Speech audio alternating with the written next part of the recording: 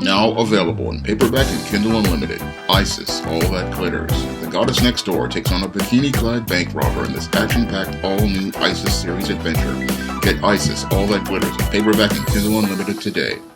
A 22-year-old transgender model allegedly wound up stabbing and murdering her father and injuring her sister in a violent domestic violence attack that took place after Christmas. Now, in this incident, your 22-year-old Nikki Secondino, a alleged transgender model, wound up going into the living room where her father was sleeping, and as the father was sleeping, she allegedly attacked him with a hammer and a butcher knife, and when the sister saw this going on, she wound up stabbing the sister as well. And after police arrived, it is alleged that your Nikki Secondino allegedly confessed to the murder of the father and the attempted murder of the sister. Now, the police are seeing what transpired in the Secondino home as an alleged domestic violence incident that's isolated,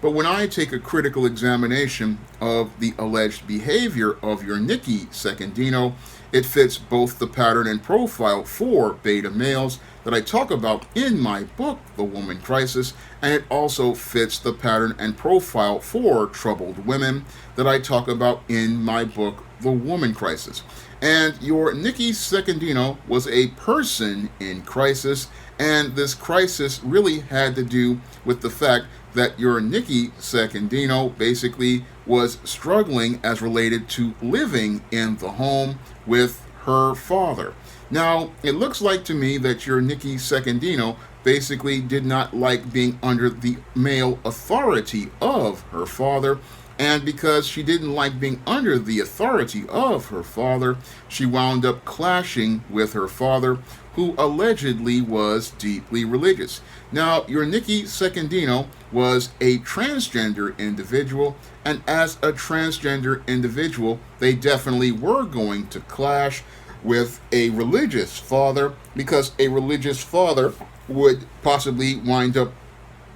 being ashamed of a son who transitioned into being a daughter, allegedly. Now,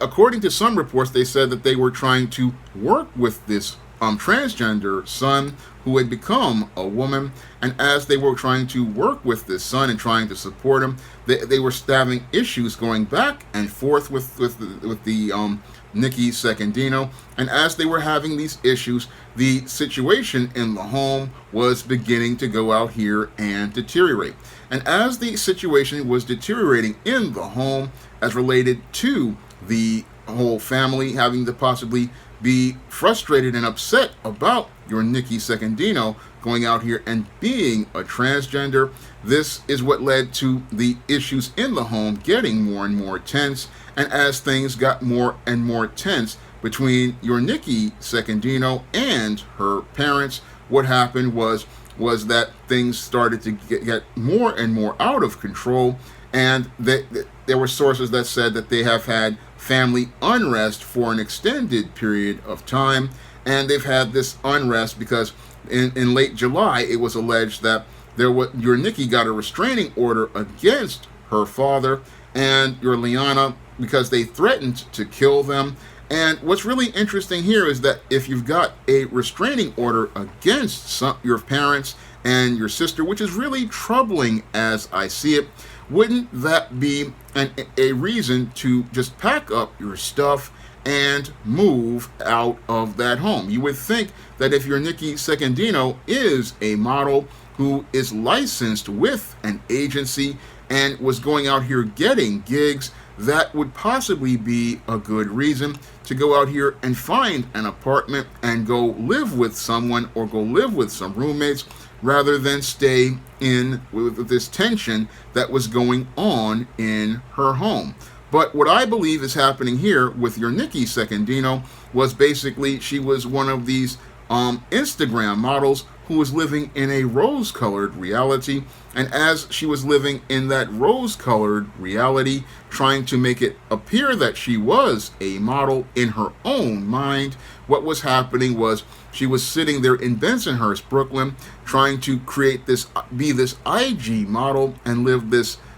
lifestyle online. But her reality was she was dealing with tension at home with her father, and as she was dealing with this tension at home with her father and her sister, who basically, as I see it, had an issue with her being a transgender individual, things were getting really heated. And as they were out here, both sides simmering and boiling in anger, what happened was that eventually your Nikki Secondino possibly wound up exploding in this rage, where she wound up looking to go out here and murder her father and attempt to murder her sister. Now, what's really troubling, according to some reports, is that your Nikki Secondino participated in this alleged murder with malice aforethought, because according to some reports, they're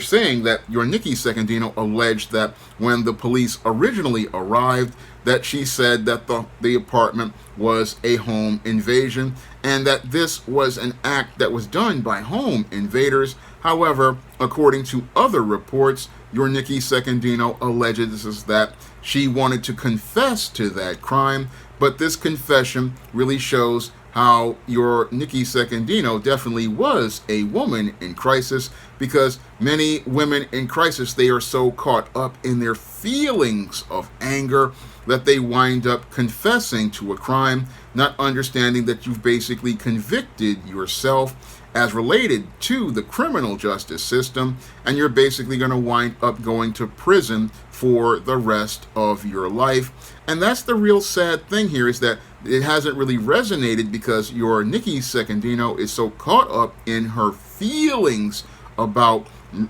killing her father that she's not thinking critically about the most disturbing act she's participating in. Because losing a parent is a horrible thing to happen to anyone, and to sit there and say, I wanted to take the life of your own parent, that is a really troubling thing to do, because you don't understand what it means to lose a parent until they are gone. And I guess your Nikki Secondino will not understand what this really means until she winds up inside of your Rikers Island and is sitting there at trial, or possibly if she's convicted, goes to the women's penitentiary in upstate New York. And as she's possibly playing spades with your Betty and Big Bertha, possibly for your commissary, such as your Crystal Lights and your Ramen Noodles, she will sit there and think, oh, I just took the life of my father. I just took the life of the man who brought me into this world. And I took the life of someone who was one of the people who loved me, and I also alienated my sister. So this is something that many of these women in crisis don't think about, because they're so caught up in their feelings. And I believe when it comes down to your Nikki Secondino, she was basically caught up in her fantasies about being this Instagram model and living this Hollywood lifestyle. She wasn't thinking about the reality she was living in, and instead of her looking to work towards building a different reality, what she was doing was living in the fantasy in cyberspace. And as she was living in that fantasy in cyberspace, she was clashing with her father, who was deeply religious. And as she was clashing with her father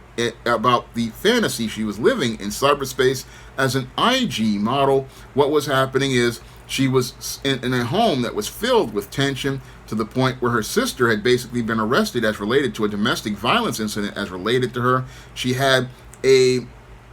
restraining order against her parents, but that didn't matter, because when you're dealing with your women in crisis and your beta males, they want to live in their rose-colored reality, and they don't want to deal with the real world and the fact that they aren't what they say they are. And when you start challenging their fantasies, what happens is that you wind up dealing with somebody who is again about to explode in a rage. And as they explode in the rage with their feelings, they go out here and participate in reprehensible acts that wound up participating in doing things that they eventually will wind up regretting once they have to sit down and really think and reflect on what they're doing. And that's what I believe is going to happen, sadly, to your Nikki Secondino, who again I believe was caught up in her fantasy about being this IG model and being this whole image online. She didn't want to